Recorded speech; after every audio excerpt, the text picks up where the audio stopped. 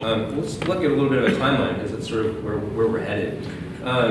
So anyway, 1774, the group forms at Ingolstadt. Again, that's where, you know, Weishaupt is teaching. He's getting a lot of pressure from upper management, the Jesuits.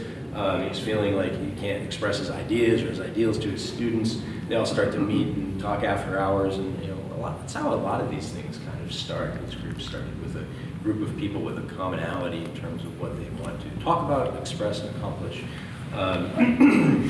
Illuminati officially founded in 1776. 1775, a little debatable there. 1777, Weishaupt joins the Lodge of Prudence and is initiated into Freemasonry.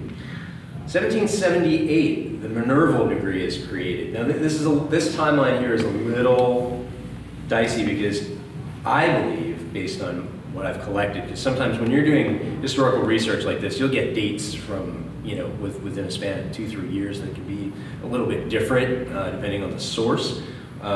In theory, Knigge did not join officially until 1780, but I believe that he had a lot to do with the final version of the Minerval degree. So in 1778, Weishaupt was conferring a Minerval degree.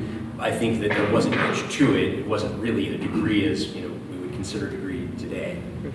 When Weishaupt joined to Freemasonry, did Mason know about his organization, that he's an Illuminati, joining what's going on? Or? They did. They didn't really consider it a threat. From here, we can't hear. I'll try and repeat all the questions back. The question was, when Weishaupt was made a Freemason, were the Masons in that lodge aware that he had a system called the Illuminati? And the answer is yes. They knew. There were many systems and many groups going on. They weren't really considered a threat at this point. They were kind of a proto-system anyway. It wasn't very established. I couldn't really give you a number of members by 1777, but they've only been in business for, you know, 2-3 years or something like that. So at their peak, it's 2,000, and at their start, it's 4. So somewhere there's probably not that many people, but I don't believe he was hiding it that much. Well, some of the Masonic lodges of that era were actually Illuminati inspired. Exactly. Take, for example, Goethe, the German poet, and Mozart. They were members of an Illuminati-based lodge.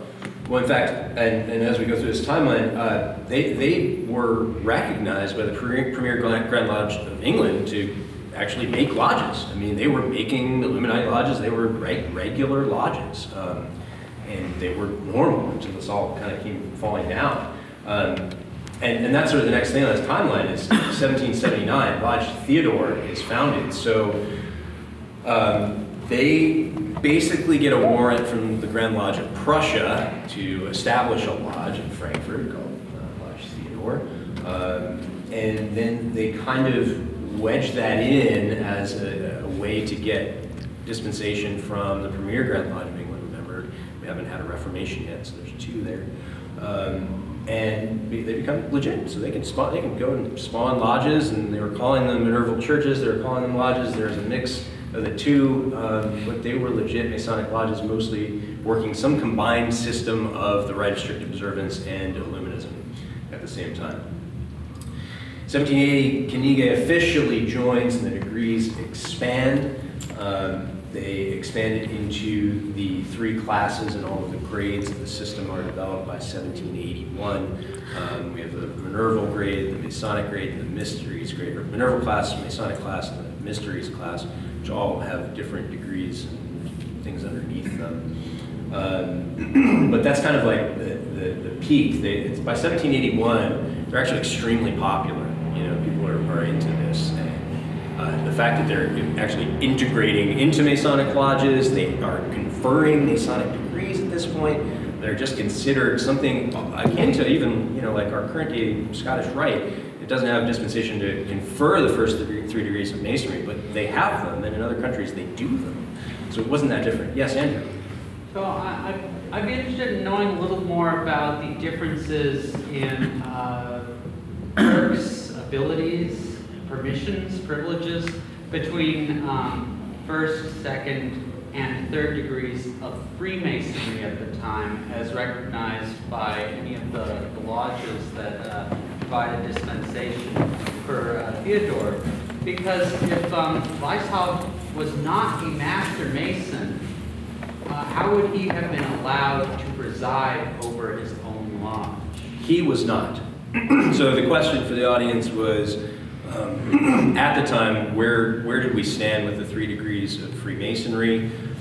If, in fact, that Weishaupt did not receive his Master Mason degree, how could he be spawning lodges? Well, the answer is he couldn't and didn't. Remember, the forgotten guy is Knigge here. Like, Knigge is really kind of the mastermind that put the wheels in motion, particularly of integrating the systems. Knigge really believed in Masonry. Weishaupt kind of didn't. He almost went and took the degrees just, you know, to get more info.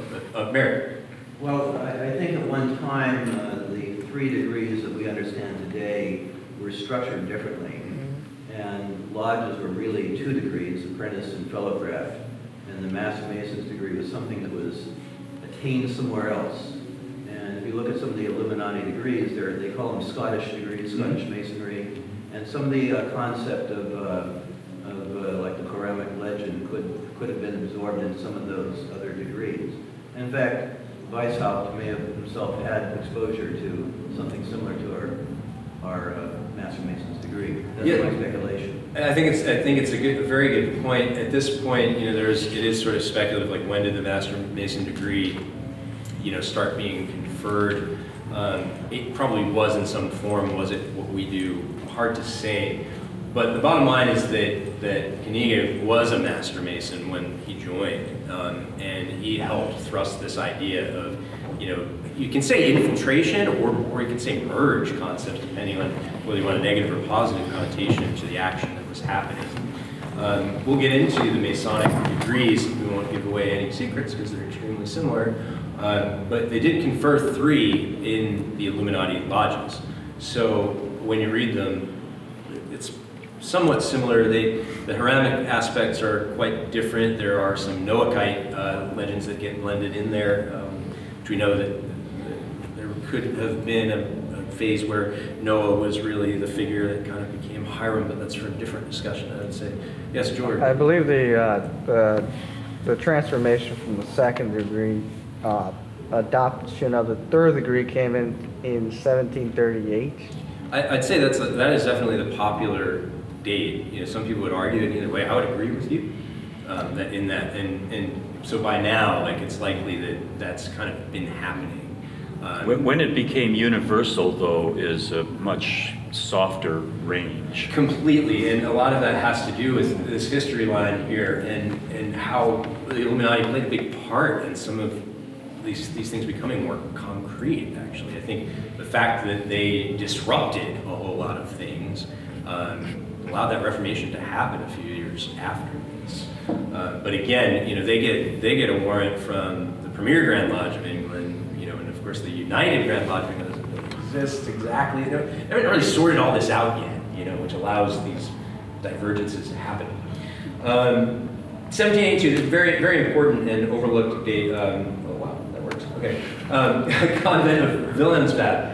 And we'll get deeper into that, but basically this is 35 delegates from around Germany and some of France get together to discuss the future of the rite of strict observance, whether it should continue and how it should continue. Essentially what we have here is a clash of the mystics versus the traditionalists. The Martinists are arguing, the Rosicrucians are arguing, the straight up, you know, Masons who want to have a great bowl of punch and a steak are arguing. They're trying to figure out how to make this system work. And essentially, Weishaupt and Knigge come in and say, hey, we've got a great alternative. Like, why don't we just do this? We got this Illuminati thing, it's got degrees of Masonry, you know, we've got higher degrees, we've got lower degrees, it's super cool. We're really into trying to fix what's going on in our country. What do you think, guys? Let's make it happen. And, well, it really backfired. They basically pissed off everybody and brought about the end of the rite of strict observance at that time. Basically, by 1783 towards 1785, all secret societies are outlawed by King Theodore.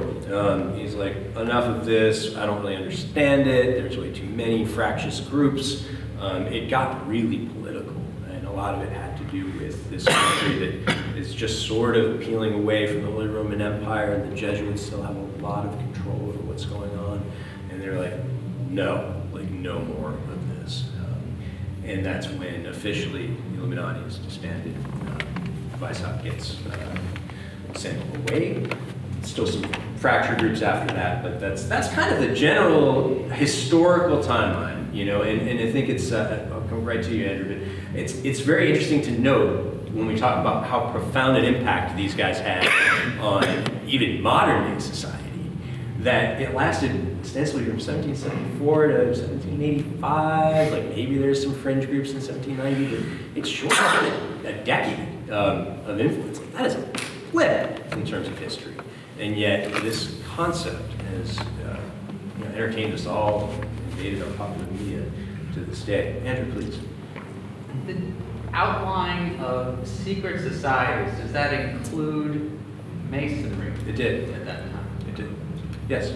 Would that, and I could be completely wrong about this, but would that lead into kind of like modern day, like in countries such as like France, where many secret societies are still outlawed to this day? And was this like kind of the precursor for that? I would say so. I mean, this comment of Wilhelmsbad really set a lot of wheels in motion. When you see a collapse of an organization that was pretty pervasive, I mean, it was kind of the standard of Masonry in Germany and part of France at that time, which, you know, there was a lot of stuff going on in England and, of course, in Scotland. Again, that's a whole other conversation. But, you know, this au grade higher degree stuff, the sort of mystical degree stuff, it was centralized here in France and in Germany at the time. So I would conjecture, without knowing for sure, that is very possible that it had influence on it.